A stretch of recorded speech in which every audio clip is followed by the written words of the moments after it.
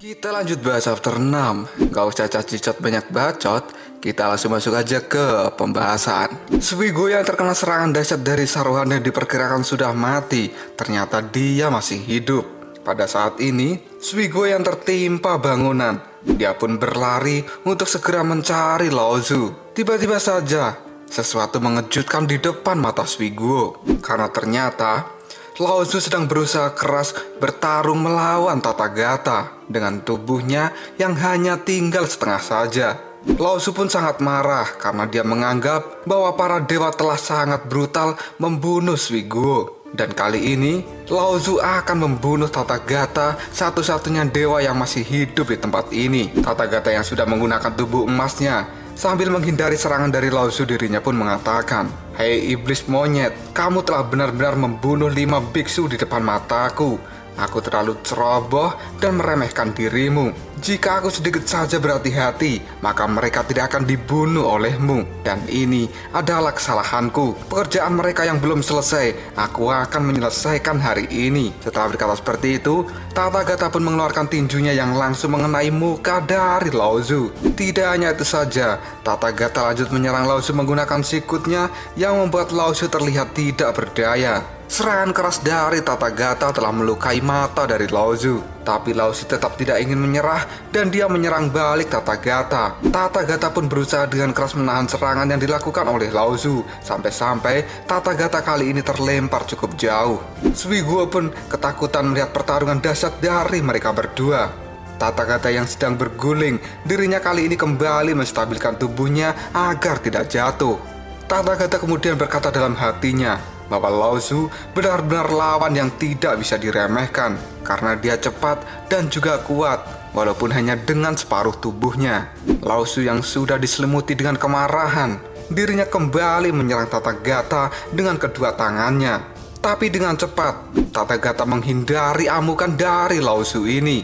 Dia pun segera melompat ke udara dan akan melakukan sebuah jurus besar pada Laozu. Dan benar saja, Tathagata mulai mengeluarkan jurus emasnya. Cahaya keemasan mulai muncul dengan terang dari telapak tangannya. Laozu yang posisinya ada di bawah Tathagata, dia merasa silau dengan cahaya yang dikeluarkan dari tangan dewa besar ini. Laozu pun kemudian berkata, "Cuma serangan seperti ini, apakah itu bisa menahanku?" Kemudian Laozu pun berteriak. Begitu juga dengan Tathagata, dirinya pun berkata, "Hai iblis monyet, sudah waktunya untuk dirimu menerima hukuman dari surga. Sambutlah kemarahan dan juga pukulanku ini." Setelah berkata seperti itu, sebuah tangan yang mengepal kali ini dikeluarkan oleh Tathagata. Dan tangan itu terlihat sangat besar yang muncul dari langit.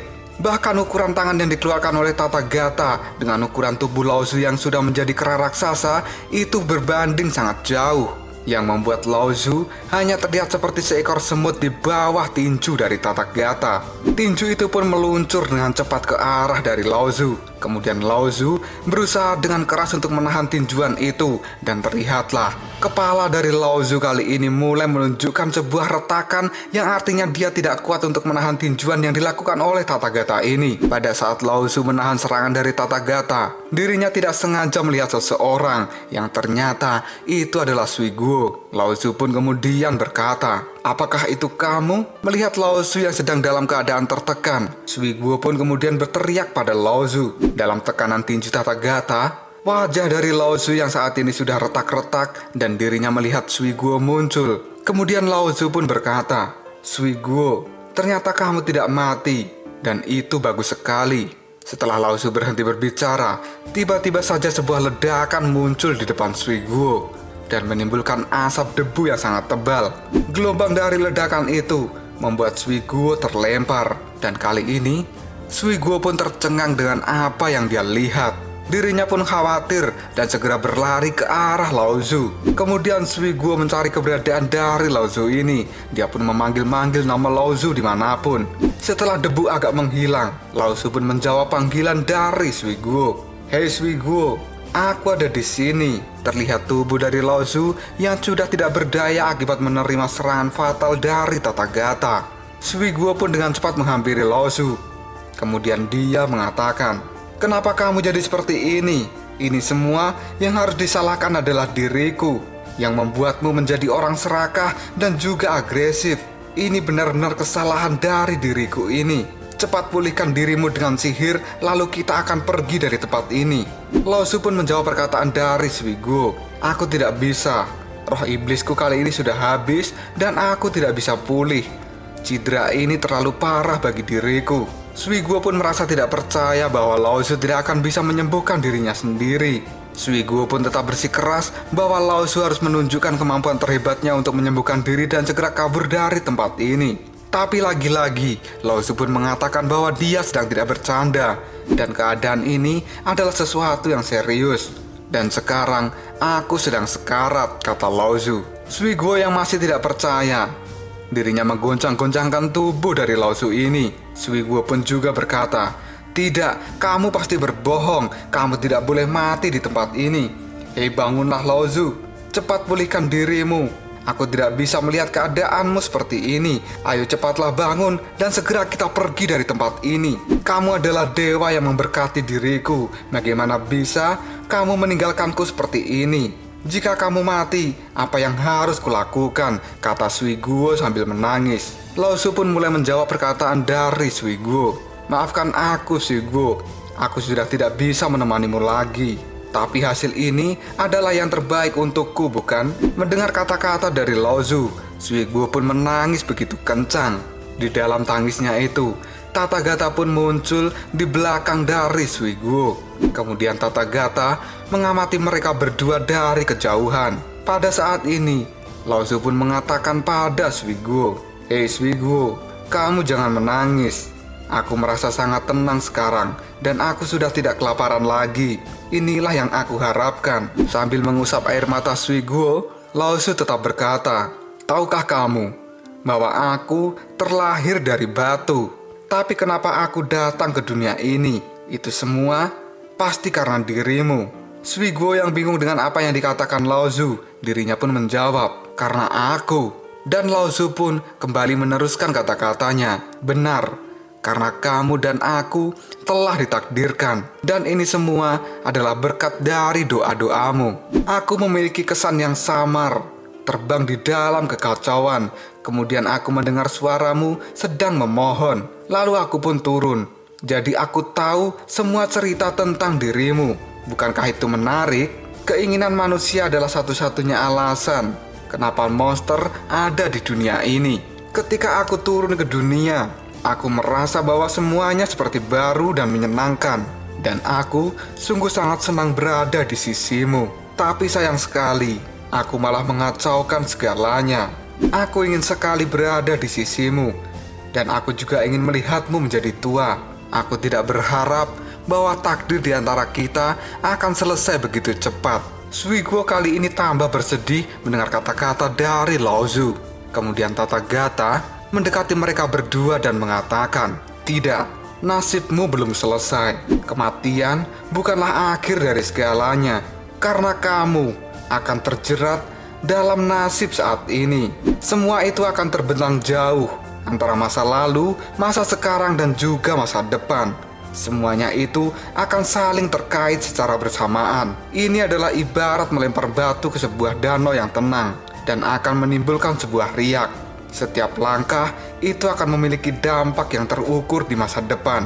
Mendengar ucapan dari Tathagata, Lao Shu pun menjawabnya, "Hei saudara, bukankah yang kamu katakan itu adalah tentang manusia?" Tathagata pun menjawab perkataan dari Lao Shu, "Itu bukan hanya tentang manusia, tapi itu adalah semua makhluk hidup, termasuk dewa, iblis, dan juga manusia itu sendiri. Mereka semua akan memasuki reinkarnasi setelah kematian mereka. Dan setelah itu, serangkaian hukum akan ditetapkan, yang bahkan para dewa tidak dapat memecahkannya. Ketika tubuhmu sudah terlepas dari debu dan kotoran, maka kamu akan menjadi pribadi yang baru dan kembali ke dunia ini. Dan itu yang disebut dengan kehidupan selanjutnya."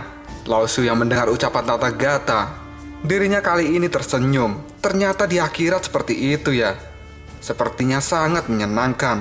Lalu setelah itu aku akan menjadi apa? Apakah dirimu tahu? Tathagata pun menjawab, "Aku tidak tahu." Lao Shu pun kemudian bicara dengan Sui Guo, Hei Suiguo, kita mungkin masih memiliki kesempatan. Dan aku akan melihatmu lagi. Tapi mungkin saja suatu saat nanti kamu sudah tidak mengenaliku. Suiguo pun menjawab perkataan dari Laozu. Itu tidak akan terjadi karena aku akan tetap mengenali dirimu. Sambil tersenyum, Laozu pun kembali berkata, aku sungguh orang yang bodoh dalam hidup ini. Aku berharap agar aku menjadi orang yang pintar di kehidupan selanjutnya. Tapi tidak hanya itu saja, aku juga ingin menjadi orang yang pandai berkelahi, yang dapat melindungi orang lain. Dan aku tidak ingin lagi menjadi kanibal. Aku hanya ingin makan tongkat kuning itu. Lebih baik aku menjadi monyet, karena aku menyukai hal ini. Setelah berkata seperti itu secara perlahan, tubuh dari Laozu mulai hancur. Hal ini membuat Suiguo tambah bersedih, dan dengan cepat tubuh dari Laozu benar-benar hancur sepenuhnya. Tapi Laozu pun masih tetap berpesan pada Suiguo agar dirinya selalu berhati-hati dan menjaga kesehatan. Dan semoga Suiguo tetap panjang umur, kata Laozu. Kehancuran tubuh dari Laozu ini benar-benar membuat hati Suiguo sangat bersedih. Dan Suiguo pun mulai mengatakan, sejak aku bertemu dengan iblis besar itu hanya 2 atau 3 bulan saja sampai dia meninggal. Tapi waktu itu adalah waktu yang paling jelas di dalam ingatanku. Hidup itu memang sangat menarik seperti mimpi. Dan aku telah melihat banyak monster besar dan juga bahkan para dewa, kata Suiguo yang saat ini sudah menjadi tua dan mendongeng pada anak-anak. Salah seorang anak pun mulai bertanya pada Suiguo tua, apa yang terjadi setelah itu nenek? Suiguo pun menjawabnya, setelah kematian monster kera itu, sang dewa kemudian membawaku pergi. Aku sangat ingat dengan jelas bahwa dia memiliki tangan yang hangat dan juga kuat. Untuk beberapa alasan, dia bisa membuat orang merasa aman dan dapat dipercaya. Dan jujur saja, penampilan dewa ini sangat tampan menurutku. Dia seharusnya adalah dewa tingkat tinggi, tapi dia sangat santai dan mudah didekati. Aku dan dirinya berjalan di hutan selama beberapa hari. Dan akhirnya, dia membawaku kembali pada suku yang telah hilang. Setelah Tathagata mengantarkan Suiguo ke suku yang menghilang, dirinya pun kemudian berubah menjadi cahaya dan pergi dari tempat itu. Dan sejak saat itu, Suiguo tinggal di tempat ini dan memiliki keluarga baru. Salah seorang bocah kemudian berkata lagi, hei nenek, kamu kan mengatakan bahwa monster kera itu akan berinkarnasi. Apakah itu benar? Sang nenek pun menjawabnya, seharusnya itu benar, dan aku harap juga begitu. Saat ini 60 tahun telah berlalu. Apakah dia telah berinkarnasi sejak lama? Aku sendiri juga tidak tahu. Tapi aku selalu berharap memiliki kesempatan untuk bertemu dengan dirinya lagi setelah berinkarnasi. Tapi apa boleh buat bahwa sekarang aku hanyalah seorang nenek tua yang mungkin umurku tidak panjang lagi, dan aku tidak akan mengharapkan hal itu lebih jauh. Salah seorang bocah kembali berkata pada Suiguo tua, nenek, kau bilang pada saat pertama kali kau bertemu dengan monster kera, ada sebuah tanda di langit. Apakah itu adalah hujan meteor? Sang nenek menjawabnya, iya benar.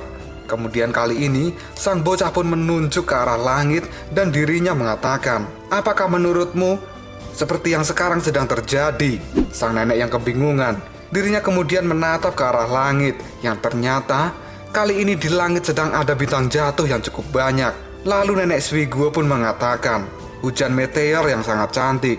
Situasi ini, aku tidak akan bisa melupakannya. Salah satu meteor pun kemudian jatuh ke tempat itu dan menimbulkan sebuah ledakan. Dan itu adalah pertanda seperti yang nenek Suiguo kecil rasakan. Ledakan dari meteor membuat monster kelelawar ketakutan dan mereka terbang kemana-mana.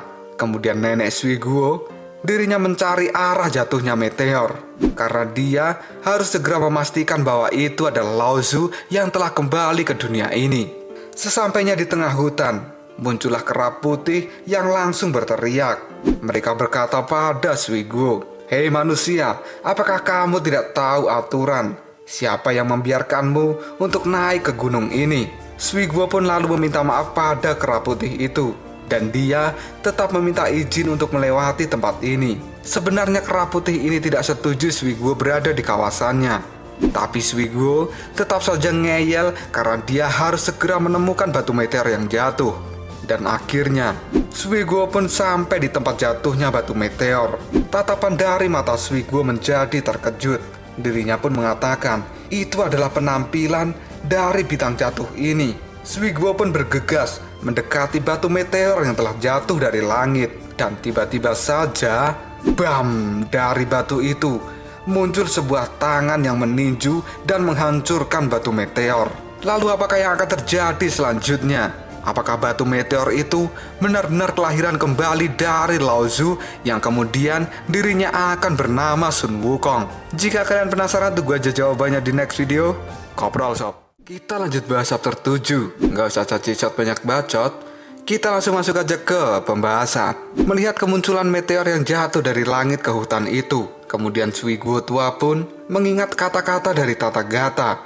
Yang saat itu, Tathagata mengatakan bahwa kematian bukan akhir dari segalanya, dan setelah itu akan ada serangkaian hukum yang bahkan dewa tidak dapat memecahkannya. Ketika seseorang sudah tidak ada debu dan juga kotoran di tubuhnya, maka dia akan kembali ke dunia dan akan menjalani kehidupan selanjutnya. Suiguo pun juga masih ingat apa yang diucapkan oleh Laozu sebelum menghilang. Pada saat itu Laozu juga berkata, lebih baik aku menjadi monyet karena aku menyukai hal ini. Mengingat kejadian itu, Suiguo pun masih percaya di dalam hatinya bahwa kemunculan meteor yang ada di tempat ini masih terkait dengan hal itu. Dan tiba-tiba saja, batu meteor yang berada di hadapan dari Suiguo meledak dengan sangat keras. Dan dari dalam batu yang meledak, perlahan muncul sebuah ekor yang kemudian terlihatlah seorang manusia yang mirip seperti seekor kera. Manusia kera yang baru saja muncul dari dalam batu. Dia merasa bahwa kepalanya sangat pusing, dan dia juga merasa bahwa tidurnya sudah terlalu lama. Asap-asap yang keluar dari ledakan itu terlihat bahwa itu adalah ingatan masa lalunya. Manusia kera itu pun kemudian menangkap asap-asap itu dan dia pun memakannya. Tapi dia tidak dapat menangkap begitu banyak asap yang ada di depannya, sehingga ingatan dari masa lalunya tidak bisa kembali pulih ke dalam ingatannya. Dan dengan cepat, asap itu pun kemudian menghilang. Manusia kera yang baru saja muncul, dia menangkap satu asap dan memukulkan pada tubuhnya.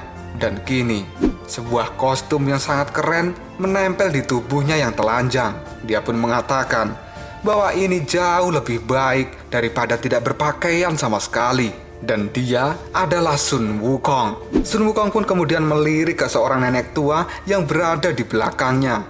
Dan Sun Wukong menyapa nenek itu. Siapa kamu? Kenapa dari tadi kamu melihatku seperti itu? Suiguo pun menjawab perkataan dari Sun Wukong. Aku adalah nenek penyihir dari suku manusia yang berada di kaki gunung. Karena aku melihat sebuah tanda dari langit, aku pun datang ke tempat ini. Sun Wukong kembali bertanya, apakah kamu menemukan sesuatu? Suiguo tua juga menjawabnya, benar, aku menemukan sesuatu dan itu adalah dirimu. Kamu baru saja lahir dari dalam batu. Sun Wukong pun memegang dahinya lalu mengatakan, benarkah? Aku baru saja lahir. Tapi kenapa ini sedikit aneh ya? Sepertinya aku tahu banyak hal di dunia ini dan aku memiliki kesan yang tidak bisa kujelaskan. Tiba-tiba saja tubuh dari Suiguo tua kini telah berubah menjadi Suiguo muda. Kemudian Suiguo pun kembali berkata pada Sun Wukong, aku dulu kenal monyet batu seperti dirimu. Dia sangat kuat sejak dia lahir dan dia juga tahu banyak hal. Dan tentu saja kamu akan merasakan hal itu. Sun Wukong pun kemudian bertanya pada Suiguo, apakah ada monyet batu lain di tempat ini? Apakah dia sama dengan diriku? Bahwa aku menemuinya. Suiguo pun menjawab, tidak. Dia sudah mati 60 tahun yang lalu. Kemudian Sun Wukong berdiri dan dia berkata pada Suiguo, orang yang sudah mati begitu lama, itu tidak ada hubungannya denganku. Sangat membosankan. Kemudian Suiguo pun tersenyum dan dirinya melanjutkan kata-katanya, tidak, mungkin saja itu ada, tapi kamu tidak mengetahuinya. Suiguo mengatakan hal itu karena dia percaya bahwa monyet batu yang ada di depannya ini adalah temannya Laozu si monyet raksasa yang dekat dengan dirinya 60 tahun lalu. Pada saat mereka berdua sedang asik mengobrol, tiba-tiba saja segerombolan monyet putih muncul di tempat itu. Monyet-monyet putih itu pun kemudian mengepung Suiguo dan juga Sun Wukong, dan mereka berteriak agar Sun Wukong dan Suiguo segera meninggalkan tempat ini. Sun Wukong pun mulai bicara pada monyet putih, "Kenapa kalian berteriak padaku?" Dan Suiguo juga menjawab perkataan dari Sun Wukong, "Karena kamu adalah kera asing dan mereka cemburu serta takut pada dirimu." Monyet-monyet putih itu pun terus saja meneriaki Sun Wukong. Sun Wukong yang merasa jengkel, dirinya pun kembali berteriak pada monyet putih. Tapi kali ini monyet putih pun tidak hanya berteriak saja. Mereka kemudian mengambil batu dan melempari Sun Wukong serta Suiguo. Sun Wukong yang tidak ingin Suiguo terluka akibat lemparan batu dari monyet putih, dirinya pun menggunakan tubuhnya untuk melindungi Suiguo. Dan saat ini, tubuh dari Suiguo dan Sun Wukong mereka sangat dekat. Dan Suiguo, dia merasakan hal ini mirip dengan Lao Zu yang telah melindunginya. Tatapan mata dari Sun Wukong pun juga mirip dengan Lao Zu. Kemudian Sun Wukong mulai berbicara, "Hai monyet putih, jika aku telah menunjukkan kemarahanku, kalian semua pasti akan menyesal." Tapi tiba-tiba saja salah satu batu yang besar mengenai kepala dari Sun Wukong. Akibat lemparan keras itu pun, kali ini Sun Wukong pun pingsan. Hal itu membuat panik Suiguo. Setelah Sun Wukong pingsan, monyet putih kembali datang pada mereka. Dan kali ini, monyet putih pun akan segera mengeroyok mereka.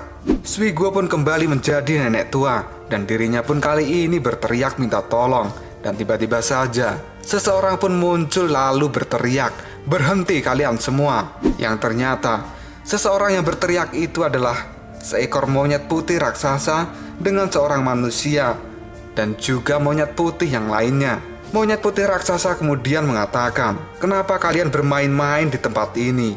Kami kera putih tidak akan membunuh kera lain begitu saja." Ternyata monyet putih raksasa itu adalah Raja Monyet Putih, dan sang raja mulai mengatakan, "Mari kita cari tahu situasinya lebih dulu."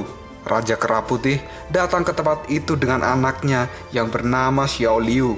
Raja Kera Putih yang mengenali bau di tubuh dari Suiguo kemudian bertanya, manusia, kenapa kamu memiliki bau dari kita? Apakah kamu berasal dari suku yang ada di bawah gunung?" Suiguo pun menjawabnya bahwa itu adalah benar dan mereka dilindungi oleh Kera Putih. Raja Kera Putih pun kemudian mendekatkan mukanya pada Suiguo lalu mengatakan, "Bagian bawah gunung adalah tempat tinggal kalian dan puncak gunung ini adalah tempat kita.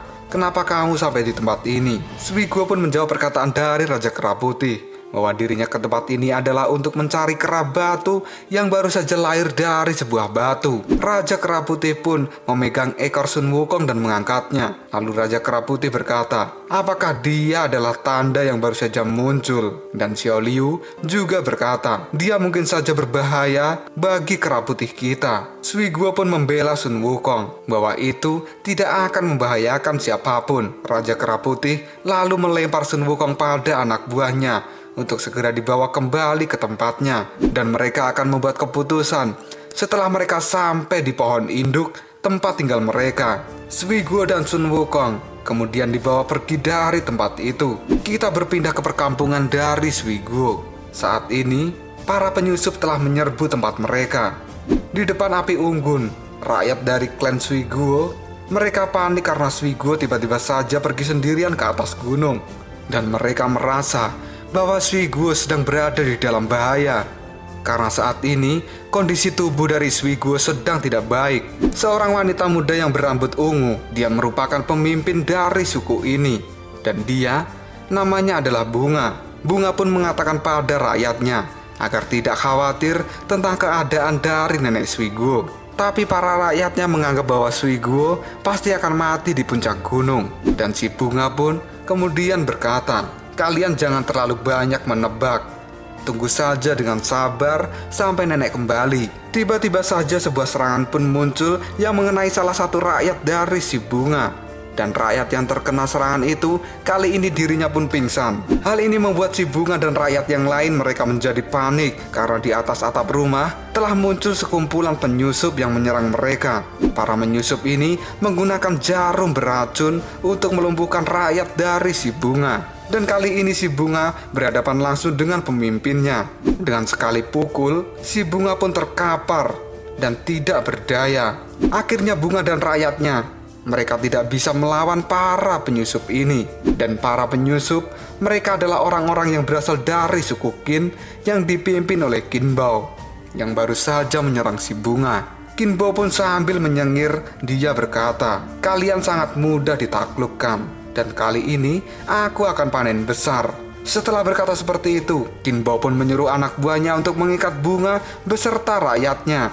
Rakyat dari si Bunga, mereka bertanya, "Siapa orang-orang ini?" Si Bunga pun menjawabnya bahwa mereka adalah penyembah jiwa gelap dan mereka berasal dari suku Qin. Qin Bao pun mulai berbicara, "Suku kecilmu kali ini sudah berakhir dan kalian semua akan menjadi milikku mulai saat ini. Patuhi semua kata-kata kami dan beberapa dari kalian akan kami biarkan hidup." Bunga pun menjawab perkataan dari Qin Bao, "Kamu tidak bisa melakukan hal ini karena kami dilindungi oleh Dewa Kera Putih yang ada di gunung. Mereka pasti akan datang untuk mencarimu." Tapi Qin Bao tiba-tiba saja dirinya tertawa dan berkata, "Dewa Kera Putihmu mereka tidak akan datang ke tempat ini.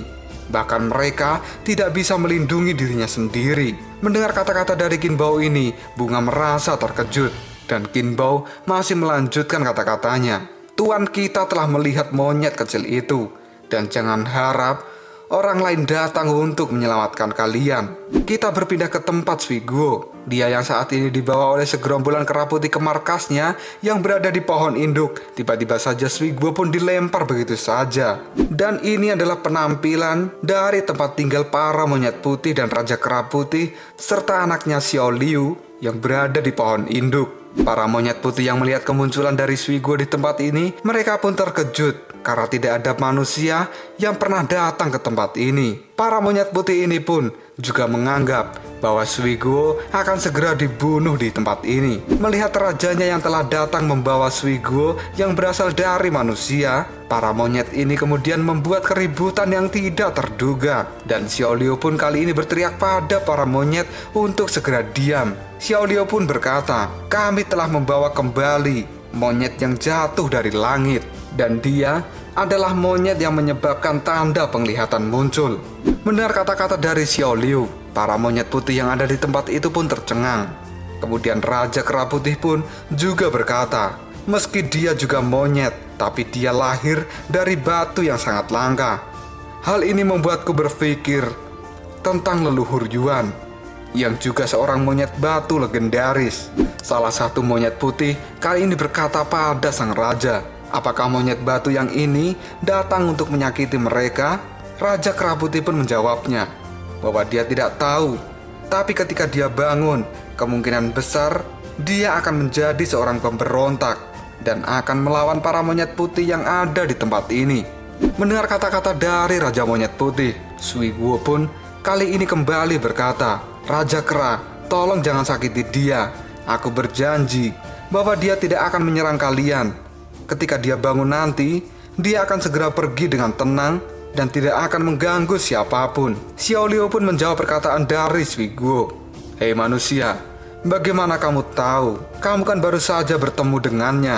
Sui Guo menjawab perkataan dari Xiao Liu, "Aku memang baru saja bertemu, tapi aku merasakan perasaan seperti ini, dan itu mungkin saja akan terjadi." Xiao Liu dengan tatapan tajamnya ke arah Sui Guo, dia kembali mengatakan, "Kita adalah para kera yang memiliki wilayah sendiri-sendiri. Begitu juga dengan dirinya. Jika dia benar-benar kuat, pasti dia akan mencoba menghancurkan wilayah kita." Tiba-tiba saja, para rakyat Kera Putih kali ini berteriak untuk segera membunuh Sun Wukong.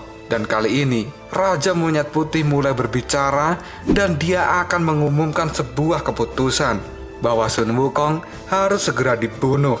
Monyet Putih pun setuju dengan keputusan yang diucapkan oleh Raja Monyet Putih.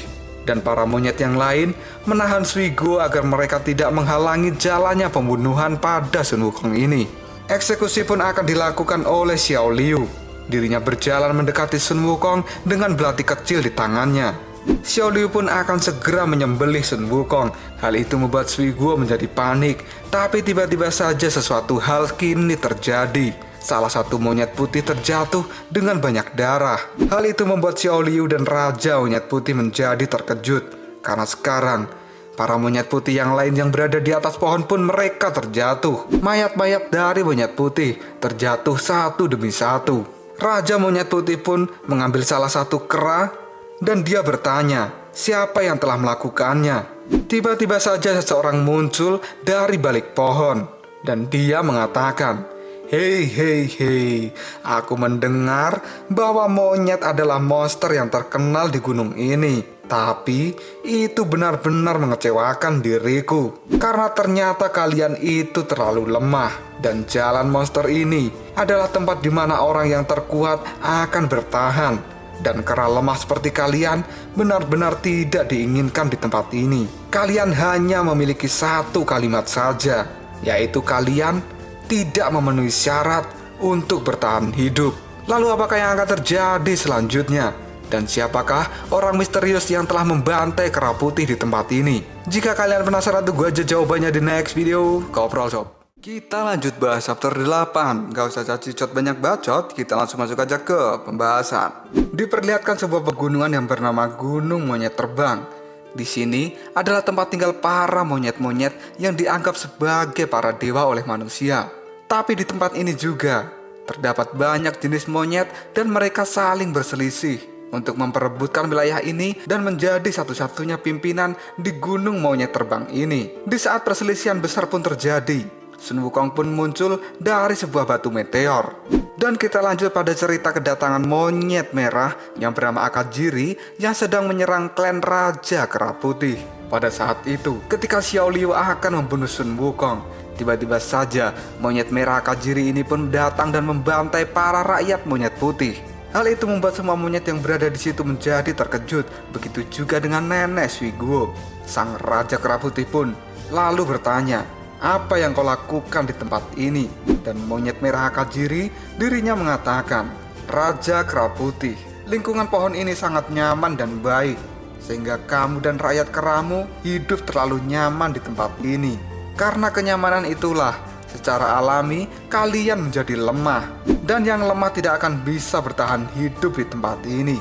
Hari ini, aku akan mengusir kalian semua dari pegunungan Monyet Terbang, kata monyet Akajiri yang mengancam Raja Kera Putih.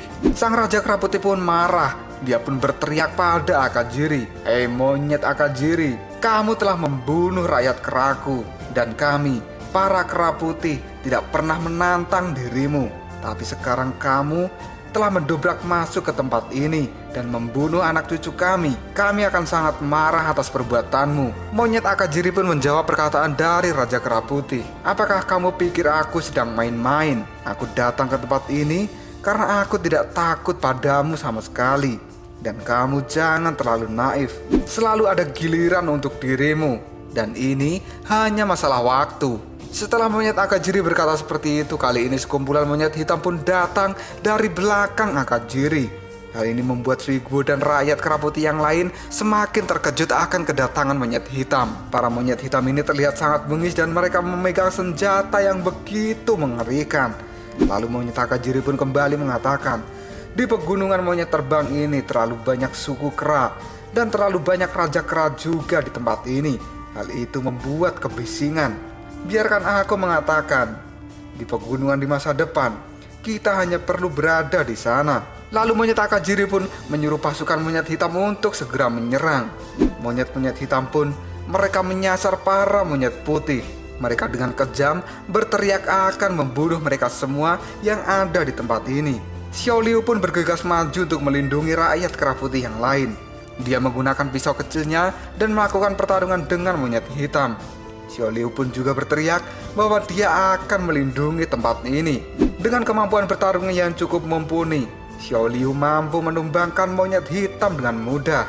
Tapi di lain sisi, para monyet hitam itu mereka menyerang para monyet putih yang lemah. Hal itu membuat nenek Shimigo yang melihat pembantaian dari monyet hitam, dirinya merasa sangat khawatir dan ketakutan. Kemudian nenek Shimigo pun dia berteriak pada Sun Wukong agar dia cepat bangun. Bahkan teriakan yang keras tidak bisa membangunkan Sun Wukong dari tidurnya ini. Nenek Shimigo juga mengguncang-guncangkan tubuh dari Sun Wukong. Dia terus mengatakan, "Sekarang kami sangat membutuhkanmu, bangunlah kau monyet batu." Tapi Sun Wukong tetap saja tidak merespon teriakan dari nenek Shimigo. Karena pada saat ini Sun Wukong sedang mengalami mimpi yang sangat aneh. Dirinya sedang berada di suatu tempat dan sedang mengejar sebuah bola api. Dan di masa depan nanti, bola api ini adalah api suci yang bernama Xiaoyu. Sun Wukong pun masih berlari untuk segera bisa mendapatkan api suci itu. Ketika dirinya melompat dan akan menangkapnya, tiba-tiba saja api suci pun menghilang dan membuat Sun Wukong menjadi terkejut. Api suci itu pun sudah tidak melarikan diri lagi dan sekarang dia berbicara pada Sun Wukong. "Hei monyet batu, bisakah kamu berhenti sebentar?" Tapi Sun Wukong masih saja berniat untuk menangkap api suci. Sambil menempukkan tangannya, Sun Wukong pun berkata, "Aku akan berhenti jika aku sudah menangkapmu." Api suci terus saja menghindar dari tangkapan Sun Wukong dan dirinya terus mengatakan, "Kamu tidak akan bisa menangkapku." Sun Wukong pun lalu bertanya, "Kamu siapa?" Dan api suci itu kali ini berkata pada Sun Wukong, "Aku adalah api suci yang sudah tua. Dunia ini hampir tidak ada yang tidak ku ketahui. Kamu baru saja lahir dari sebuah batu dan kamu sangat ingin tahu tentang segalanya. Kamu benar-benar ingin tahu tentang banyak di dunia ini, bukan?" Sun Wukong pun membenarkan apa yang dikatakan oleh api suci itu. Lalu api suci atau api abadi dirinya kembali berkata pada Sun Wukong, "Jika kamu ingin mengetahui segalanya, kamu cukup lihat pantulan di bawah kakimu." Sun Wukong pun kemudian melirik ke arah bawah tempat dirinya berdiri. Dari sana terlihatlah bayangan dari masa lalu Sun Wukong. Api suci atau api abadi ini dirinya kembali berkata, "Itu adalah kehidupan dari masa lalumu. Wujudmu adalah seperti itu." Sun Wukong pun lalu menyentuh bayangan itu dan mengatakan, "Monyet ini, apakah ini benar-benar diriku?" Kemudian api abadi dirinya lanjut berkata, "Kamu telah membuat beberapa kesalahan dalam kehidupanmu sebelumnya, tapi kamu telah menyadarinya ketika kamu akan mati." Lalu Sun Wukong pun melihat bayangan dari Shui Guo yang sedang berdoa di depan patung batu monyet. Sun Wukong pun lalu bertanya, "Bagaimana dengan ini?" Api abadi menjawab perkataan dari Sun Wukong, "Dia adalah seseorang yang telah menjadi takdir dengan dirimu di kehidupan sebelumnya." Sun Wukong pun menyadari bahwa bocah itu adalah nenek tua yang telah menemui dirinya saat ini. Sun Wukong juga melihat pertarungan antara dirinya dengan monster kelabang dan juga dengan Buddha alis kuning Lafayette. Dan kali ini Sun Wukong terdiam dan mengamati gambaran dari kehidupan sebelumnya. Api abadi pun lanjut menjelaskan pada Sun Wukong, "Kamu terhubung dengan banyak orang, iblis dan juga dewa. Jika ada sebab, maka akan ada akibat, dan apa yang terutang pada akhirnya akan dilunasi. Orang-orang yang kamu lihat ini, setelah mereka berinkarnasi, mereka akan menjadi sangat berbeda, tapi mereka akan selalu berada di sisimu. Dan kamu akan melanjutkan periode sebab dan akibat ini." Sun Wukong yang dari tadi dia mendengar penjelasan dari api abadi, saat ini dirinya mulai mengatakan, "Omong kosong apa yang kau katakan itu?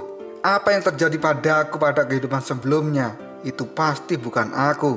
Dan kenapa kamu mengatakan ini padaku?" Api abadi pun menjawab perkataan dari Sun Wukong, "Aku mengatakan ini semua karena aku melihat dirimu yang baru saja lahir tidak memiliki ingatan pada masa lalumu. Dan mungkin saja setelah kamu sadar dari pingsanmu saat ini, kamu akan segera melupakan percakapan ini. Tapi apa yang aku katakan ini adalah sesuatu yang benar-benar penting bagi dirimu. Dan aku juga akan mengatakan satu rahasia padamu, bahwa di masa depan nanti aku akan mengalami sebuah malapetaka yang besar dalam waktu yang sangat lama. Dan aku akan bergantung pada dirimu untuk melindungi diriku ini." Sun Wukong menjawab perkataan dari api abadi, "Aku? Kenapa aku harus melindungi dirimu?"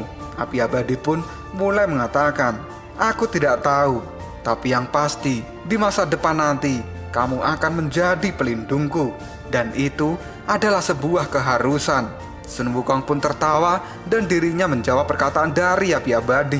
Lelucon apa ini? Kamu telah membuatku seperti orang yang bodoh.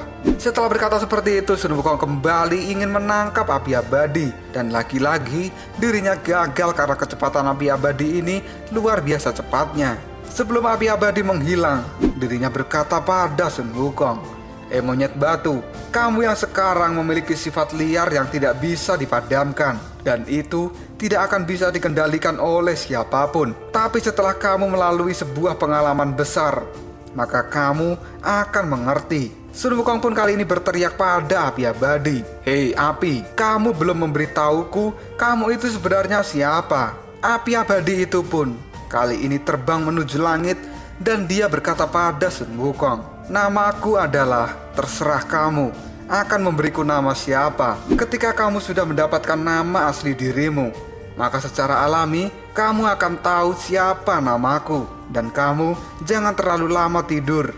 Cepatlah bangun dan menjelajahi dunia ini, karena saat ini dunia sedang menunggumu." Setelah berkata seperti itu, api abadi yang ada di langit kali ini dirinya terpecah dan terlihat mirip dengan kembang api.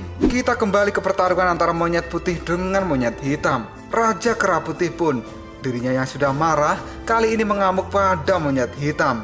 Sambil menyerang mereka, Raja Kera Putih berkata, "Hei kalian para monyet penjajah, jangan meremehkan kami para Kera Putih. Saat tempat kami diserang, kami akan sangat marah." Dengan sekali pukulan, monyet hitam itu pun terlempar cukup jauh dari monyet putih. Dan Raja Monyet Putih benar-benar tidak akan memberikan belas kasihan pada para monyet hitam ini. Ketika Raja Kera Putih sedang fokus bertarung dengan monyet hitam, Akajiri pun muncul. Dia melakukan tendangan dengan dengkulnya. Tendangan itu pun mengenai wajah dari Raja Kera Putih yang membuatnya terpental dan menabrak sebuah pohon. Tendangan dari Akajiri ini membuat Raja Kera Putih merasakan sakit di wajahnya. Hal ini membuat Xiao Liu khawatir dengan keadaan ayahnya saat ini. Raja Kera Putih mengatakan pada Xiao Liu bahwa ini tidak apa-apa. Akajiri yang akan melanjutkan serangannya. Saat ini dirinya berkata pada Raja Kera Putih, "Hei Raja, hari ini akan menjadi sangat menyedihkan. Kamu adalah Raja Monyet tua dan kamu sangat lemah. Apakah kamu ingin melakukan yang terbaik untuk melindungi para monyetmu? Tapi sadarlah bahwa kamu itu lemah dan tidak berdaya."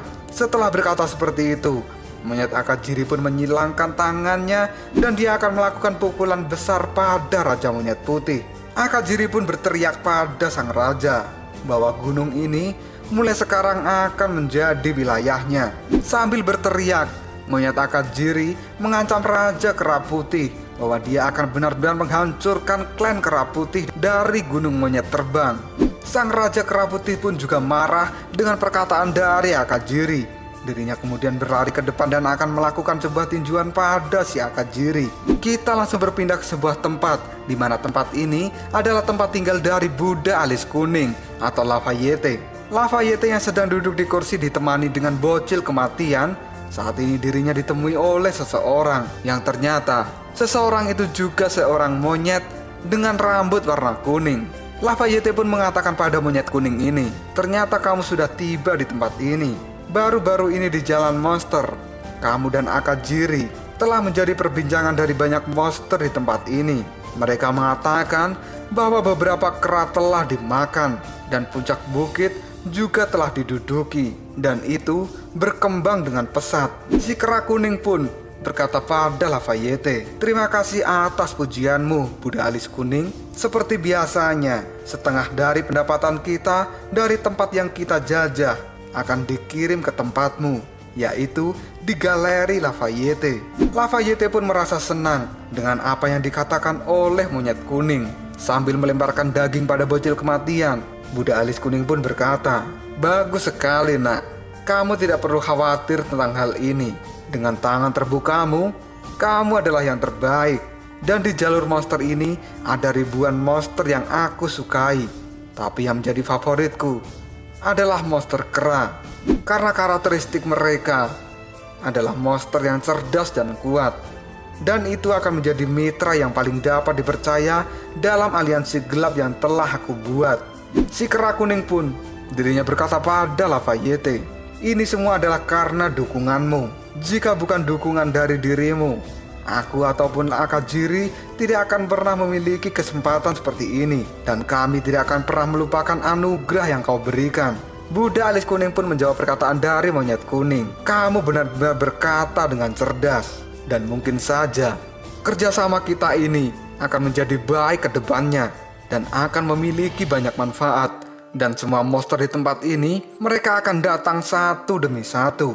Hubungan antara manusia dengan monyet itu lebih baik daripada dengan monster yang lainnya. Oleh karena itu, pendapatan dari gunung monyet terbang tidak sebanding dengan tempat lain di jalur monster ini. Dan ini benar-benar sepotong daging yang lezat. Berapa banyak bukit yang telah kamu kuasai? Si monyet kuning pun menjawab, sudah terlalu banyak. Dan setelah Akajiri menghancurkan si kera putih, maka tidak akan ada monyet lain yang memiliki kekuatan untuk melawan kita. Budak alis kuning kembali berkata pada si monyet kuning, bukankah kamu dari keluarga monyet? Tapi aku sangat yakin dengan kekuatan dari Akajiri. Di samping itu, aku juga memiliki perasaan yang aneh. Pernahkah kamu memperhatikan hujan meteor itu? Si monyet kuning pun menjawab perkataan dari alis kuning, hujan meteor. Apakah aku perlu memperhatikan hal seperti itu? Lafayette kembali mengingatkan, sebelum pemberontakan di masa lalu, hal itu juga ditandai dengan hujan meteor. Dan iblis besar pun muncul dari tempat itu dan dikirim ke tempat ini. Mendengar perkataan dari budak alis kuning, saat ini si monyet kuning dirinya menjadi waspada dengan tatapan mata yang tajam. Dan kita akan langsung berpindah ke pertarungan antara Akajiri dengan Raja Kera Putih. Saat ini, Akajiri dengan sangat brutal mematahkan tangan dari Raja Kera Putih yang membuat dirinya tidak bisa berbuat apapun. Tidak hanya itu saja, saat ini Akajiri juga langsung menggunakan tendangannya pada wajah Raja Kera Putih. Sang Raja Kera Putih terlempar akibat tendangan keras yang dilakukan oleh monyet Akajiri. Raja Kera Putih yang tidak ingin menyerah begitu saja, dirinya mengambil batu yang besar dan dilemparkan pada Akajiri. Tapi dengan mudah, Akajiri mampu menghancurkan batu besar itu hanya dengan menyilangkan tangannya saja. Akajiri mulai tersenyum pada Raja Kera Putih dan dirinya berkata, lemparan seperti itu, apa yang kau inginkan dan kau harapkan dengan lemparan yang lemah? Setelah berkata seperti itu, Akajiri pun meningkatkan kekuatan di kedua tangannya. Dirinya pun berteriak pada Raja Kera Putih bahwa hari ini dia akan benar-benar membunuhnya. Tiba-tiba saja lengan dari Akajiri ini memanjang dan melilit tubuh dari Raja Kera Putih. Raja Kera Putih pun kali ini merasa kesakitan dengan lilitan lengan panjang yang dilakukan oleh monyet Akajiri. Dengan tekanan penuhnya, monyet Akajiri menghancurkan tubuh dari Raja Kera Putih begitu saja. Dan tubuh sang raja pun terkoyak menjadi beberapa bagian. Kepalanya pun juga sudah terlempar dan terpisah dari tubuhnya. Hal ini membuat Xiao Liu dan juga rakyat Kera Putih yang lain terkejut dengan apa yang mereka lihat. Monyet Akajiri pun tertawa dengan keras setelah dirinya berhasil mengalahkan Raja Kera Putih. Dan kali ini, Suiguo dirinya masih berusaha untuk segera membangunkan Sun Wukong dari tidurnya. Suiguo juga menyeret tubuh Sun Wukong untuk mencari tempat yang aman.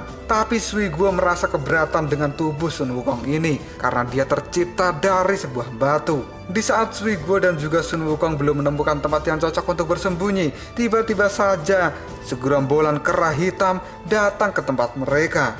Suiguo yang wajahnya saat ini ketakutan, dirinya kembali berkata, monyet batu, jika kamu tidak bangun, maka monyet di tempat ini akan segera punah. Monyet hitam yang sudah berada di depan dari Suiguo, dirinya siap melakukan serangan dan membunuh Suiguo dengan senjatanya. Suiguo kali ini benar-benar ketakutan, dan senjata dari monyet hitam semakin mendekat pada tubuh Suiguo. Dan tiba-tiba saja, sesuatu pun kali ini terjadi. Sun Wukong dirinya tersadar dan membuka matanya. Lalu apakah yang akan terjadi selanjutnya? Apakah Sun Wukong yang sudah tersadar ini, dirinya akan melakukan serangan balik pada monyet hitam? Jika kalian penasaran, tunggu aja jawabannya di next video. Koprol Sob. Kita lanjut bahas chapter 9. Gak usah cacicot banyak bacot, kita langsung masuk aja ke pembahasan. Pada saat ini Suiguo dirinya sedang mengalami bahaya karena dirinya akan diserang dengan senjata tajam oleh monyet hitam. Sun Wukong yang sudah sadar dari tidurnya, dia pun menangkap senjata itu sehingga tidak melukai tubuh Suiguo. Suiguo pun berteriak pada Sun Wukong, "Akhirnya kamu bangun juga." Sun Wukong pun kemudian saat ini tersenyum dan dirinya kali ini mengatakan, "Kalian membuatku sangat jengkel. Aku sedang tidur siang dan kalian berani untuk menyerang. Tapi hal ini juga tidak buruk." Setelah berkata seperti itu, Sun Wukong kemudian melempar monyet hitam dengan sangat mudah. Dan Sun Wukong lanjut mengatakan, "Meskipun ini tidak buruk, tapi kalian terlalu lemah dan aku tidak suka." "Hei manusia, apakah kamu baik-baik saja? Dan di mana tempat ini?" tanya Sun Wukong pada Suiguo. Suiguo pun kemudian menjawab perkataan dari Sun Wukong. "Ini adalah pohon induk dari kera putih. Dan tempat ini adalah tempat perlindungan para dewa. Ketika kamu tertidur, para monyet putih membawa dirimu dan juga diriku ke pohon induk ini. Dan mereka akan mendiskusikan apa yang harus dilakukan dengan tubuhmu. Tapi tiba-tiba saja, monyet hitam muncul dan melakukan serangan ini. Mereka membunuh Raja Kera Putih. Dan mereka masih akan tetap melakukan pembantaian pada semua monyet putih di gunung monyet terbang ini." Sun Wukong kemudian menjawab perkataan dari Suiguo. Ternyata begitu ya. Apakah monyet hitam ini telah menyerang dirimu?" Para monyet hitam yang tidak suka Sun Wukong mengganggu pesta mereka. Dirinya kemudian melompat dan akan melakukan serangan balik pada Sun Wukong. Tapi tubuh Sun Wukong tidak bergerak sama sekali. Dengan cepat, senjata dari monyet hitam itu pun mengenai kepala dan leher dari Sun Wukong. Tapi sesuatu yang mengejutkan terjadi.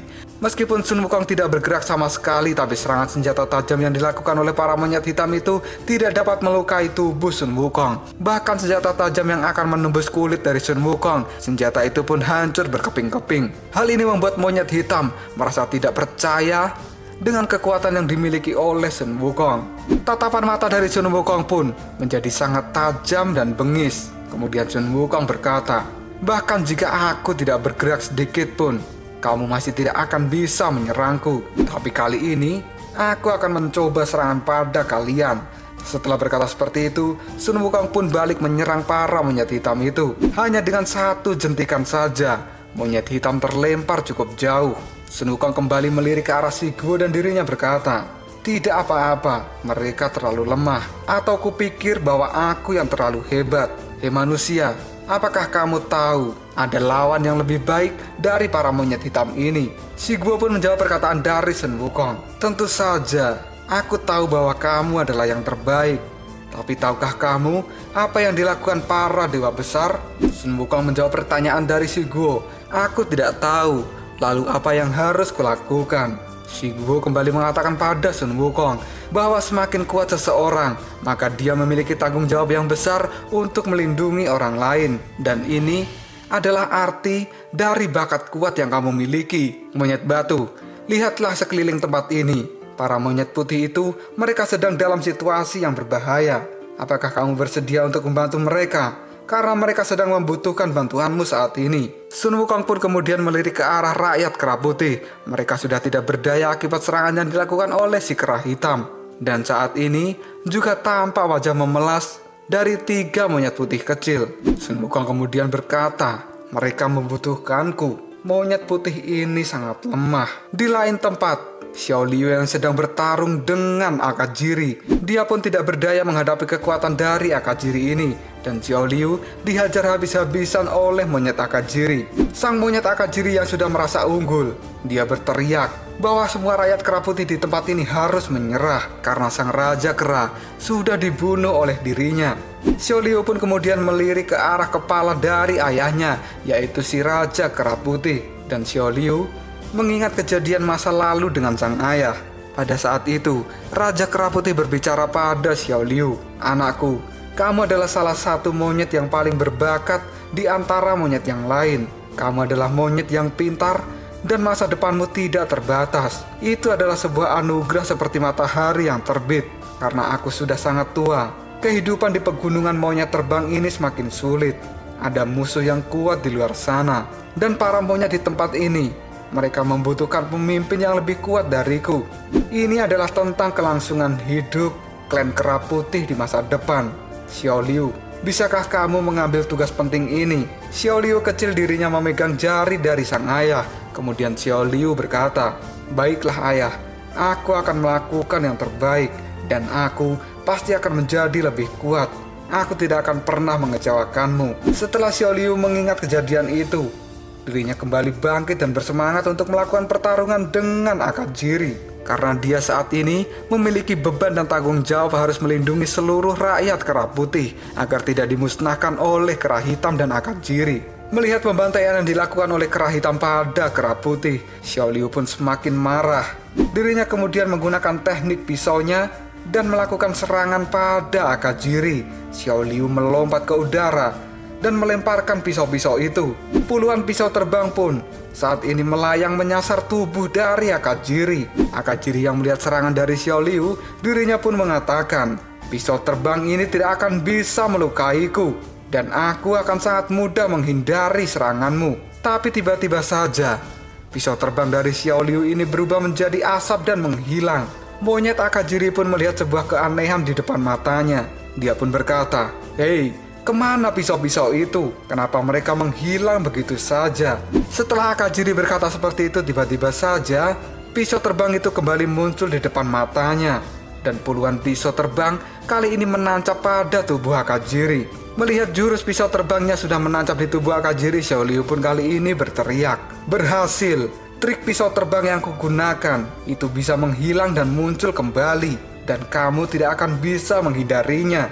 Walaupun Akajiri sudah terkena tusukan pisau terbang milik Xiao Liu, dirinya masih tetap bisa bangkit dan akan kembali melakukan serangan pada Xiao Liu ini. Xiao Liu pun terkejut dengan ketangguhan yang dimiliki oleh si Akajiri. Walaupun saat ini mata dari Akajiri tertusuk pisau dari Xiao Liu, dirinya terlihat masih tidak merasakan sakit sedikit pun. Dan dengan cepat, Akajiri pun menendang wajah dari Xiao Liu menggunakan kedua kakinya. Tendangan kuat dari Akajiri itu pun membuat Xiao Liu terpental dan menabrak pohon hingga hancur.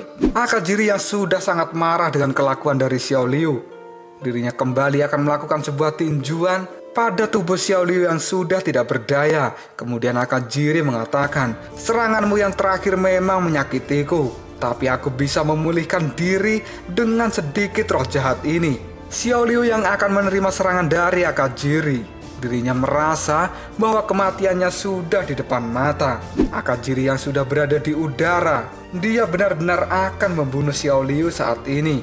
Dan mata dari Akajiri juga telah sembuh dengan cepat. Kemudian Akajiri pun berteriak, "Aku akan menginjakmu sampai hancur."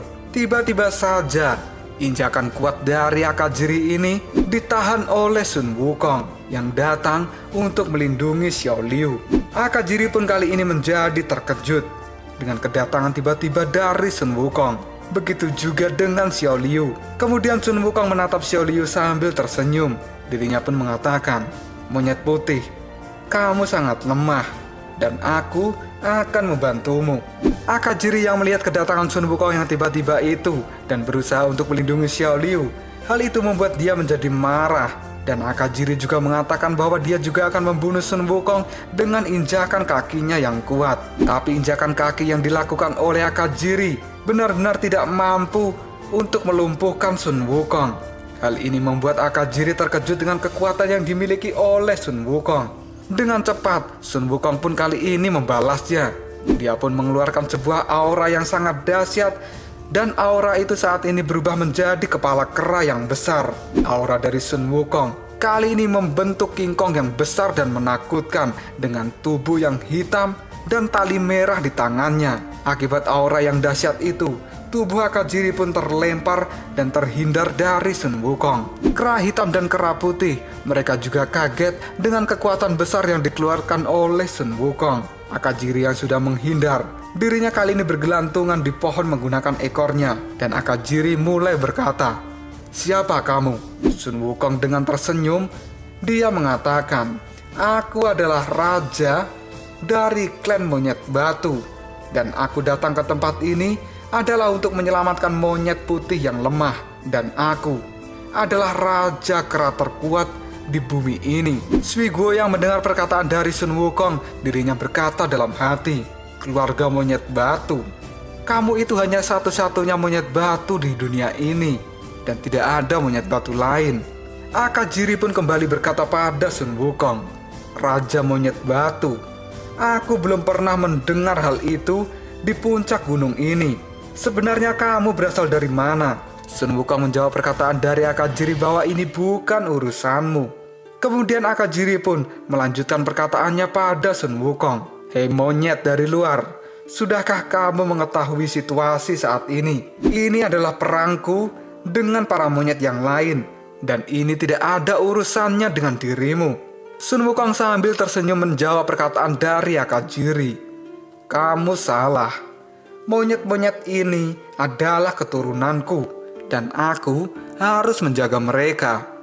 Mendengar ucapan dari Sun Wukong, Xiao Liu pun menjadi terkejut, karena Sun Wukong mengakui bahwa mereka adalah keturunan dari Sun Wukong ini. Sun Wukong pun mengacungkan jarinya kemudian berkata, dengarkan aku baik-baik. Mulai saat ini, gunung ini adalah milikku, dan setiap monyet di bukit ini, mereka terikat oleh diriku, dan aku akan melindunginya. Kamu tidak akan bisa mengusir mereka. Jika tidak, aku akan mengalahkanmu. Apakah kau tahu itu? Akajiri semakin dibuat terkejut dengan apa yang dikatakan oleh Sun Wukong ini. Kemudian para monyet putih, mereka saling berbincang. Apakah mereka sudah salah dengar dengan ucapan yang dikatakan oleh Sun Wukong? Sui Guo pun kemudian teringat pada masa lalunya dengan Lao Zu. Pada saat itu, Lao Zu juga berkata yang mirip dengan Sun Wukong. Dan menurut Sui Guo, itu benar-benar ucapan yang telah dikatakan oleh Lao Zu dari masa lalu. Dari sebuah balik pohon, kali ini tersembunyi seorang wanita yang misterius. Yang ternyata, wanita itu adalah si rubah ekor 9. Dia yang mendengar perkataan dari Sun Wukong menganggap bahwa Sun Wukong adalah monyet yang lucu. Berbeda dengan Akajiri yang langsung tertawa dengan kata-kata yang diucapkan oleh Sun Wukong. Kemudian Akajiri pun mulai berkata, kamu sangat lucu, bahkan kamu bisa membuatku tertawa sampai mati. Aku bahkan tidak mengerti aturan dan kebiasaan di antara kelompok monyet kita. Apakah kamu berpikir bahwa dengan kamu mengatakan seperti itu, kamu akan menjadi pimpinan dari monyet putih? Lihatlah dirimu, kamu bukan monyet berambut putih. Aku akan mengajari dirimu, dan mereka tidak akan merekomendasikanmu karena kamu bukan seorang raja.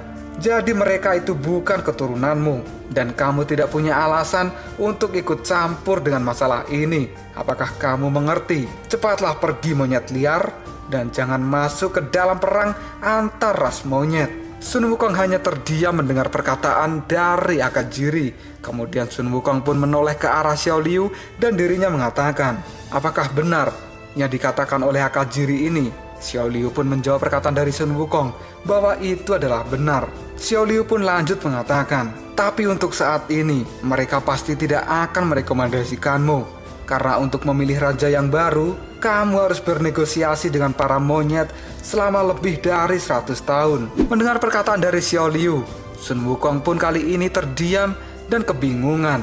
Tapi tiba-tiba saja, kebingungan dari Sun Wukong ini terpecah ketika salah satu monyet putih berdiri dan berkata, aku merekomendasikan dia sebagai rajaku. Dan para monyet putih yang lain juga ikut-ikutan berteriak. Mereka pun kali ini meneriakkan Sun Wukong dan merekomendasikan Sun Wukong sebagai raja dari mereka. Sebagian dari rakyat kera putih yang lain masih merasa ragu, tapi karena mereka tidak punya pilihan lain, akhirnya mereka setuju dan merekomendasikan Sun Wukong sebagai raja dari mereka semua. Dan mereka pun kali ini berteriak bersama-sama bahwa mereka mendukung Sun Wukong sebagai raja baru dari mereka. Situasi saat ini benar-benar membuat Sui Guo dan juga Xiao Liu terkejut. Karena Sun Wukong dengan mudah mendapatkan suara dan dukungan untuk menjadi seorang raja. Sun Wukong yang sudah dianggap raja di tempat ini, dirinya kemudian mengatakan, baiklah kalau begitu. Karena aku sudah menjadi raja, aku akan mengambil beban dan tanggung jawab. serahkan dia pada diriku. Sun Wukong pun kemudian melangkah maju dan saat ini dirinya sudah berada di depan dari Akajiri. Akajiri yang melihat Sun Wukong dengan tubuh kecilnya, dia pun mengatakan, "Aku tidak tahu kamu monyet liar yang berasal dari mana. Tapi apakah kamu tahu bahwa aku bukan orang yang mudah untuk kamu provokasi?" Sun Wukong dengan tatapan tajamnya, dia menjawab perkataan dari Akajiri. "Jika begitu, apakah kamu menganggap kamu hebat?" Akajiri pun mendekatkan wajahnya pada Sun Wukong dan dirinya mengatakan, "Kamu sangat konyol. Tentu saja aku hebat dan aku tidak akan takut dengan dirimu. Hei, lihatlah penampilanmu. Kamu pasti monyet yang baru datang di tempat ini. Kamu yang datang di tempat ini, tapi kamu tidak tahu dengan monyet Akajiri sepertiku. Apakah kamu monster yang lahir dari sebuah takdir? Dan apakah kamu pikir bahwa kamu sangat mampu? Aku benar-benar tidak peduli dengan takdir dari langit dan bumi." Sun Wukong yang sama sekali tidak takut dengan Akajiri, dirinya kali ini tersenyum dan menjawab perkataan dari Akajiri. "Tampaknya kamu cukup kuat, tapi aku takut bahwa kamu akan menjadi lawan yang membosankan. Kenapa kita tidak mulai mencoba untuk bertarung saja saat ini?" Akajiri yang mendengar provokasi dari Sun Wukong, dirinya sangat marah dan pertempuran pun dimulai. Mereka berdua berhasil membuat hutan di tempat ini menimbulkan sebuah ledakan yang cukup besar. Sampai-sampai Xiao Liu dan Sui Guo mereka harus berlindung dari ledakan tersebut. Setelah ledakan besar terjadi, saat ini Sun Wukong dan Akajiri mulai keluar dari hutan dan mereka melakukan pertempuran di udara. Akajiri pun berkata pada Sun Wukong, "Mulai sekarang aku akan merobekmu menjadi 8 bagian." Lalu apakah yang akan terjadi selanjutnya? Apakah Sun Wukong dapat mengatasi kekuatan besar dari monyet Akajiri? Dan apakah dia berhasil memenangkan pertarungan ini? Jika kalian penasaran, tunggu aja jawabannya di next video. Kovrol sob. Kita lanjut bahas chapter 10. Nggak usah cacicot banyak bacot. Kita langsung masuk aja ke pembahasan. Pada saat ini, suku dari si Bunga atau perkampungan dari Sui Guo, mereka sedang ditindas oleh para penjajah yang berasal dari suku Qin yang dipimpin oleh Qin Bao. Para anak kecil pun ketakutan dan mereka bertanya, apakah kita semua akan mati? Si Bunga pun berkata pada mereka bahwa mereka tidak perlu takut menghadapi situasi seperti ini, karena para dewa pasti akan muncul dan tidak akan membiarkan mereka mati di tempat mereka sendiri. Salah satu anak pun kemudian menjawab perkataan dari si Bunga, "Benarkah itu akan terjadi? Tapi apakah kita harus mendengarkan para penjajah ini?" Dan saat ini, para penjajah yang dipimpin oleh Qin Bao, mereka berdiri di atas tebing, dan rakyat dari si Bunga, mereka akan dimasukkan ke dalam kurungan besi. Salah satu rakyat si Bunga ketakutan dan dia bertanya, "Ini ada di mana?" Karena di tempat ini sungguh sangat mengerikan. Tengkorak dan tulang manusia berserakan di mana-mana. Bahkan si Bunga sendiri, dia juga ketakutan dengan tempat ini karena dia juga tidak tahu sebenarnya ini adalah tempat apa. Qin Bao yang sambil makan, dirinya kali ini mulai berbicara. "Setelah sekian lama, akhirnya kalian sampai di tempat ini. Hai suku Hua, rasa sakitmu akan segera berakhir." Bunga kemudian melirik ke arah Qin Bao. Dia pun menjawab perkataan dari si Qin Bao, "Apakah ini adalah tempat pengorbanan? Dan apakah kamu berencana untuk memberlakukan kami sebagai persembahan bagi dewamu?" Qin Bao pun membenarkan apa yang dikatakan oleh si Bunga. Bunga kemudian berteriak dan mengatakan, "Kalian adalah orang jahat.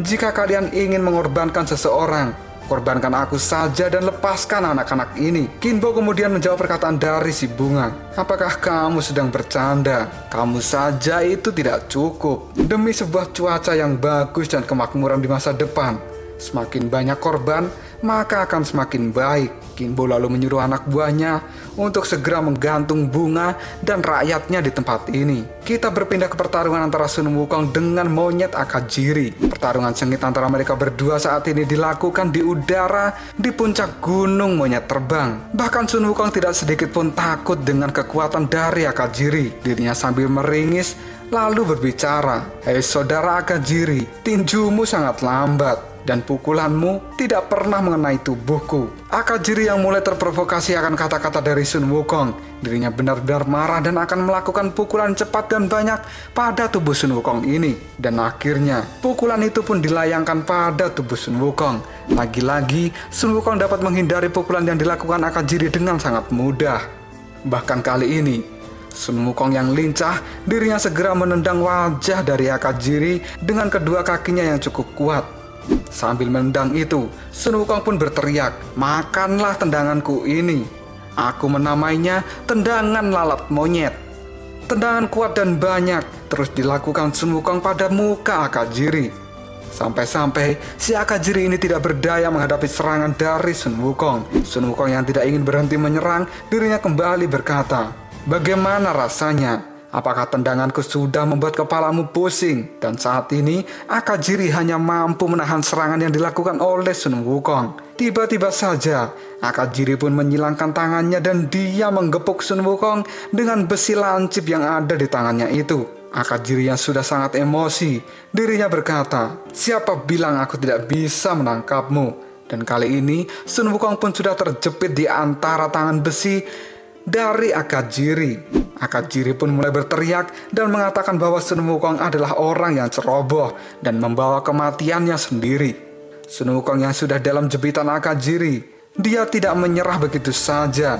Dan Sun Wukong pun menajamkan matanya lalu mengatakan pada Akajiri bahwa si Akajiri ini tidak akan mudah untuk membunuhnya. Sun Wukong pun melakukan cengkraman yang kuat pada tangan Akajiri dan dia merenggangkan tangan Akajiri dengan sangat mudah. Kekuatan besar dari Sun Wukong ini membuat Akajiri menjadi terkejut karena serangannya yang kuat bisa dengan mudah dipatahkan oleh Sun Wukong.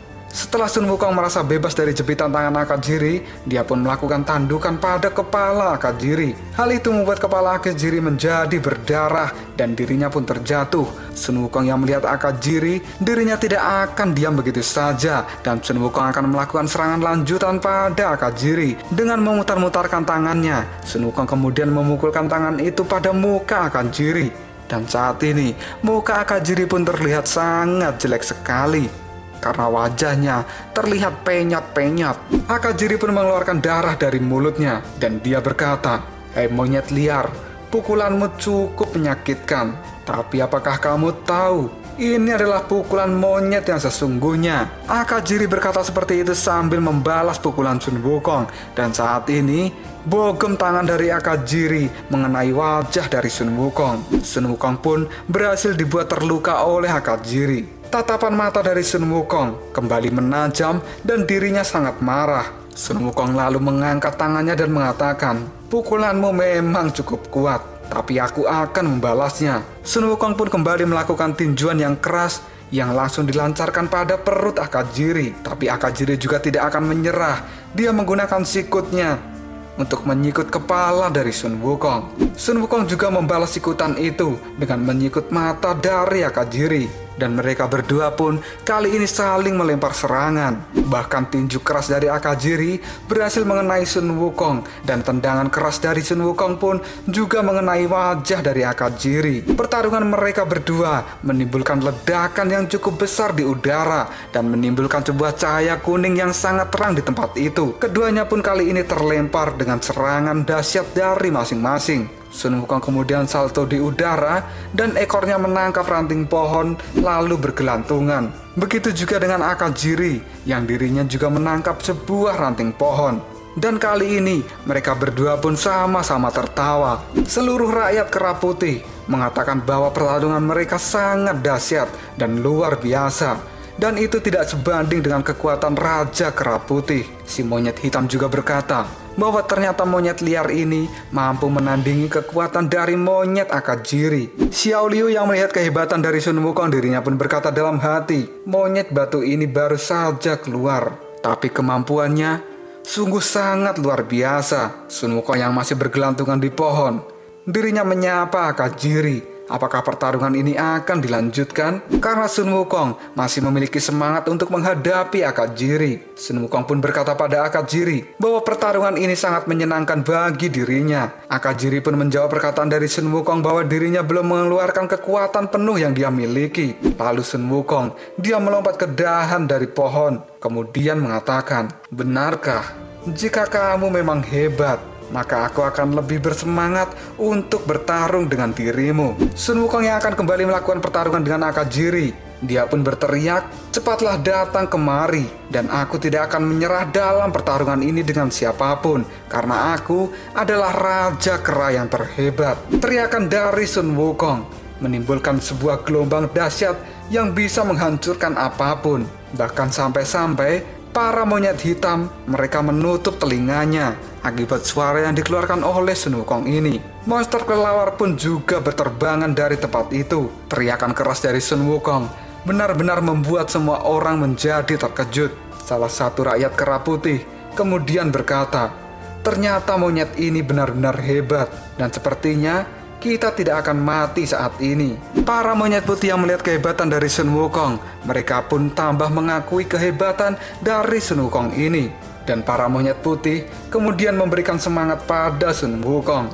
Teriakan serempak dari para monyet putih benar-benar membuat Xiao Liu terkejut, karena selama ini tidak ada kera lain yang benar-benar diakui oleh rakyat kera putih. Akajiri pun dirinya kembali mengatakan pada Sun Wukong, "Apakah kamu menganggap bahwa kamu adalah raja kera terkuat? Kamu hanyalah seekor kera yang memiliki kepercayaan diri yang tinggi.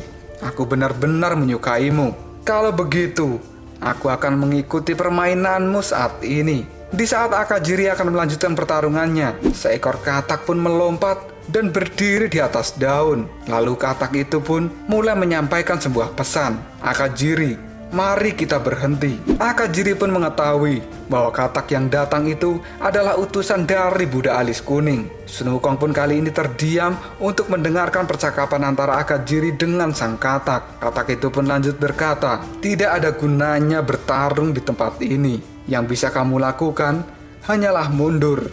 Bagaimanapun juga, monyet kecil ini bukan tandinganmu, dan dia tidak akan pernah menyerah. Tapi belum terlambat untuk menghadapinya. Kamu harus mengumpulkan kekuatan dan menyerangnya secara perlahan." Akajiri pun menjawabnya, "Baiklah, aku tahu, dan aku akan mengikuti instruksimu." Setelah si katak menyampaikan pesan pada Akajiri, katak itu pun melompat dan menghilang dari tempat itu. Kemudian Akajiri kali ini berkata pada Sun Wukong, "Hei Raja Monyet Batu, kamu cukup beruntung hari ini, karena kamu masih bisa hidup lebih lama. Tapi bahkan jika kamu telah menyelamatkan monyet di gunung ini, itu tidak akan berguna, karena suku manusia di kaki gunung saat ini juga telah diserang, dan monster-monster tidak akan bisa melindungi mereka. Mereka hanyalah sekumpulan hantu yang berkeliaran." Sun Wukong bingung dengan apa yang dikatakan oleh Akajiri, tapi tatapan mata dari Sui Guo, dia menjadi panik. Karena sepertinya yang dimaksud oleh Akajiri adalah klan miliknya.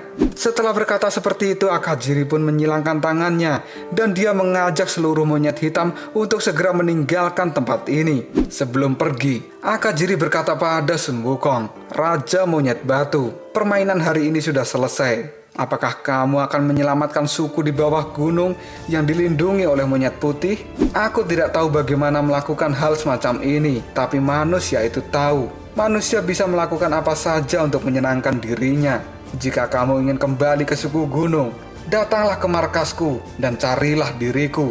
Itu pun jika kamu memiliki keberanian dan tidak takut mati. Sun Wukong pun menjawab perkataan dari Akajiri, "Baiklah, aku akan pergi. Dan pada saat itu, aku akan mendapatkan berbagai kemenangan dan aku akan mengalahkanmu." Sambil melompat dan menghilang dari tempat itu, Akajiri pun berteriak bahwa dia akan menunggu kedatangan dari Sun Wukong. Sun Wukong yang masih berdiri di atas pohon, dirinya kemudian melirik pada rakyat kera putih, dan rakyat itu pun bersuka cita atas kemenangannya hari ini. Di dalam sebuah daun yang rimbun, terlihatlah kedua mata yang menyala. Kemudian mata itu pun menghilang dengan sekejap. Sui Guo pun merasakan bahwa saat ini sukunya sedang dalam masalah besar. Dia pun kemudian kembali ke sukunya. Setelah sampai di perkampungannya, Suiguo kali ini menjadi terkejut karena perkampungannya sudah rusak dan terbakar, serta rakyatnya sudah menghilang dan sebagian mati di tempat itu. Suiguo pun mendekati seseorang yang sedang terluka. Kemudian Suiguo bertanya, "Apa yang terjadi dan ada apa denganmu?" Rakyat itu pun menjawab perkataan dari Suiguo bahwa klan Qin telah datang ke tempat ini. Mereka membuat kekacauan dan membawa pergi semua orang. Suiguo pun tahu bahwa klan Qin ini adalah suku yang memuja iblis jahat. Sun Wukong sambil melihat-lihat tempat yang sudah hancur, dirinya berkata, apakah ini adalah perbuatan dari manusia lain? Mengapa mereka melakukan hal kejam seperti ini? Xiao Liu pun menjawab perkataan dari Sun Wukong. Aku tidak tahu banyak tentang perilaku dari manusia. Kemudian Suiguo, dirinya mulai berkata pada Sun Wukong, kami, suku manusia akan bertarung untuk alasan yang berbeda. Dan para suku Qin ini adalah orang yang memuja jiwa gelap. Dan mereka benar-benar orang yang agresif. Sebagian besar dari mereka bertarung untuk mendapatkan sumber daya dan juga tanah di tempat ini.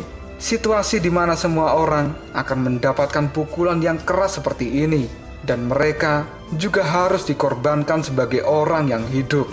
Itu adalah cara yang mereka lakukan.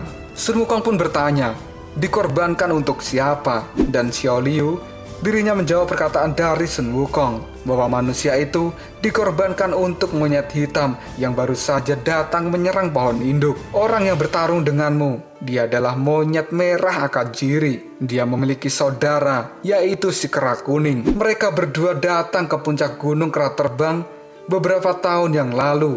Kemudian mereka menjadi kelompok monyet yang paling kuat. Mereka itu adalah dua bersaudara yang menempati lebih dari setengah di pegunungan kera terbang. Kelompok monyet lain sangat takut pada mereka berdua.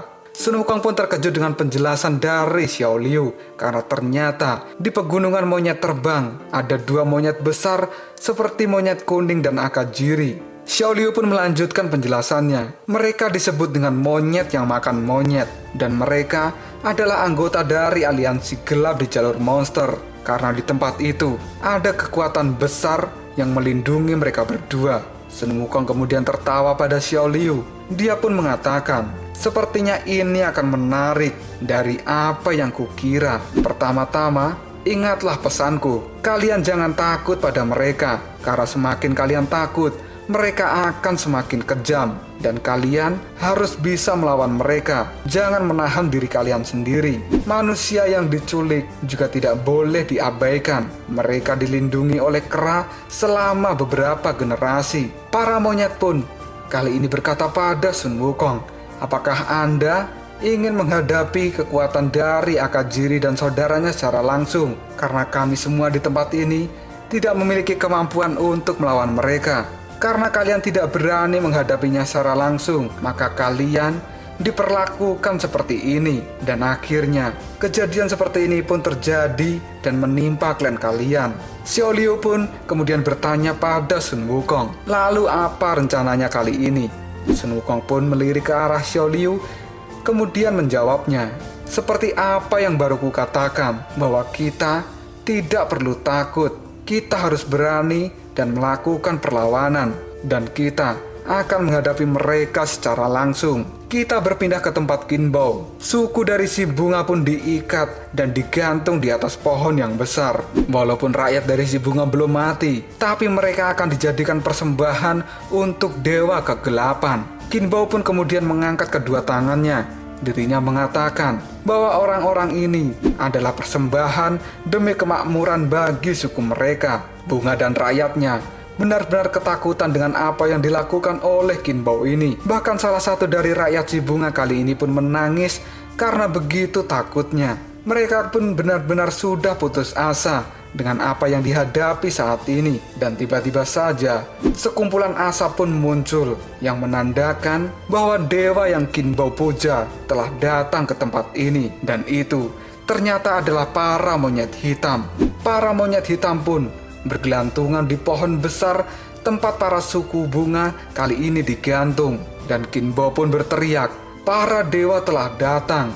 Kemudian Kinbao menyembah mereka semua. Tolong jaga kami sebagai manusia dengan tulus. Biarkan kami memberikan imbalan kepada Anda. Monyet kuning pun berkata pada Kinbao, aku telah mendengar permintaanmu, dan kamu telah memberikan darah dan daging yang berharga untuk kelompok monyetku. Mereka semua pasti sangat bahagia. Tapi sekarang aku juga mengalami kebingungan. Bagaimana rasanya jenis dari dirimu sendiri? Lalu apakah yang akan terjadi selanjutnya? Apakah suku dari bunga ini benar-benar akan dimakan oleh monyet hitam dan juga monyet kuning? Jika kalian penasaran, tunggu aja jawabannya di next video. Koprol sob.